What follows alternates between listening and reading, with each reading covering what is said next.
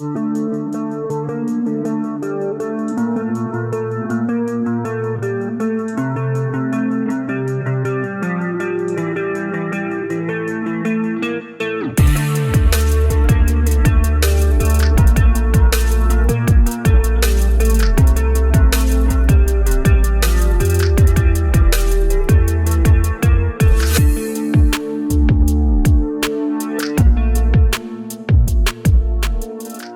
does sacrifice really mean?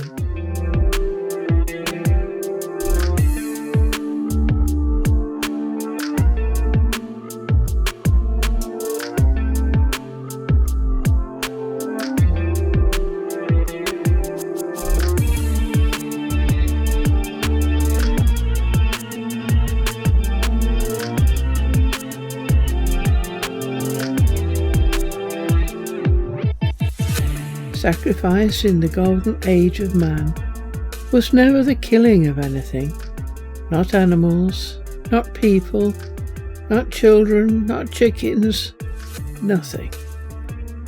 It meant the sacrifice of a living person's entire life towards the common good, giving up their life figuratively to promote an idea that would help humanity move forward, or give their lives in service to a group of people. Only as we sank dismally into the later ages of man, in the era of Kali Yuga, did it become literal and gruesome, with the beheading of chickens and the sacrifice of virgins. The rock bottom of pointless loss of life occurred when Jesus was sacrificed, not to save humanity, but to save a political agreement made between the Pharisees and the Romans. Through his very premature death, aged 30, we lost a whole lifetime of explanatory wisdom that could have been imparted. All his personal testament was effectively lost in the panic that followed his death. Although the Gnostic Gospels may provide some clues, nevertheless, a testament written after he died was used as a method of politically uniting a vast number of people, all with different beliefs, into one empire. The shamanic roots of sacrifice. The terminology used in sacrifice is shamanic in origin. If a person showed shamanic ability, they were removed from their family and taught separately. Thus, they were deprived of an ordinary childhood. They often had to endure some extremely dangerous rituals and tests to ensure they could withstand the demands that might be made of them. And if they failed these tests, they had to go back into their tribes and resume a normal life. So even more of a sacrifice, because otherwise their lives were anything but normal. They probably had to undergo a rebirth experience, which, if genuine, can be both terrifying and horrendous. Symbolic beheading, for example. And if they then went on to practice shamanism, they had to regulate their diet,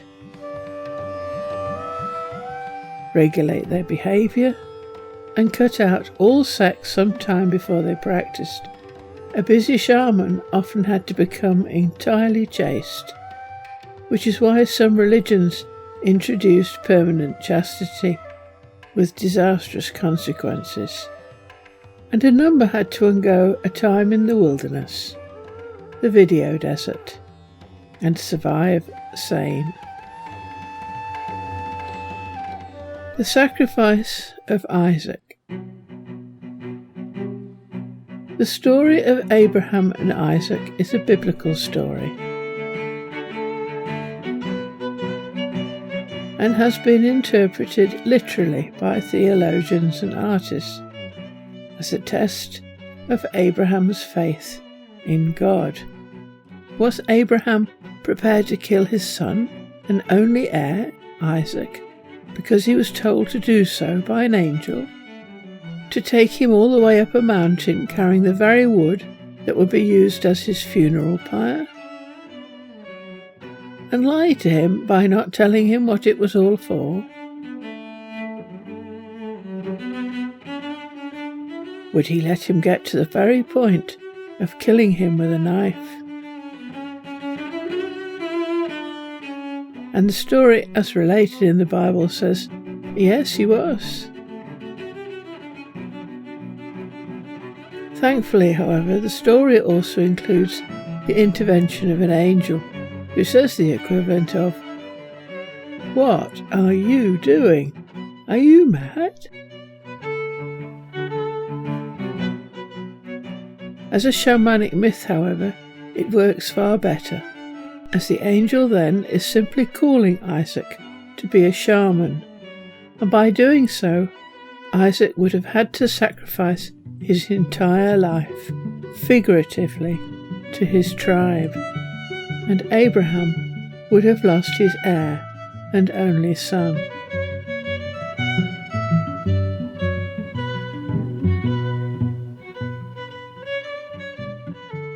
The altar video. The main video explaining the idea of genuine shamanic-like sacrifice is that of the altar. In this video we pull together an explanation of the Alta or Ara constellation, a symbol, but also provide examples of a number of people who have made an enormous difference to society by devoting their lives to advancing humanity.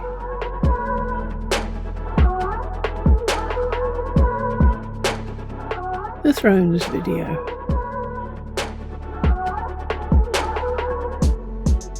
The Thrones video contains the story or myth of Andromeda, whereby an earthly king and queen agree to sacrifice their virgin daughter in order to appease a sea monster threatening to flood their lands, because they committed hubris. Wikipedia. Hubris describes extreme or foolish pride, dangerous overconfidence, pretentiousness, arrogance, and a feeling that one has a right to demand certain attitudes and behaviours from other people. According to studies, hubris is related to the need for victory, power and control, as opposed to reconciliation and cooperation. Hubris often indicates a loss of contact with reality and an overestimation of one's own competence, accomplishments or capabilities. In the times of the Greeks, it was a crime against the gods. It still is. We are suffering from it now, so the story is very relevant. A hero rescues her, but the meaning of the legend is that the symbolic masculine must reunite with the symbolic feminine in the mystic marriage in order to gain reconnection to our spiritual and guiding roots. And to help with this, we have a how-to video and a link to the full description of Squash the Big I Am. We also have a link to the pheasant video to show what needs to be sacrificed.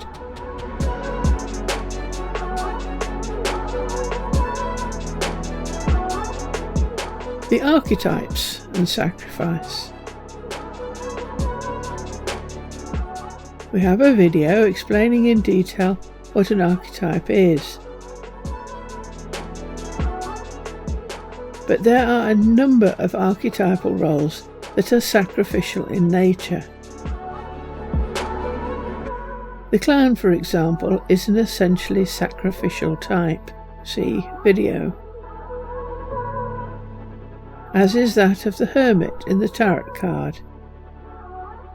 The hermit is the equivalent to a prophet or any figure who is a spiritual teacher or guru, inspired by direct but usually invisible spiritual experience. Other terms used to describe this figure are a sage, or a seer, or a druid. Very occasionally, outstanding hermits do die, but the awful irony is that the ones who kill them are often their own supporters, which is why Dante regarded the worst crime of all to be betrayal, treachery. And we have provided a guest video in the playlist by Jordan Peterson called "What is One of the Worst Evils?" and in this he explains why.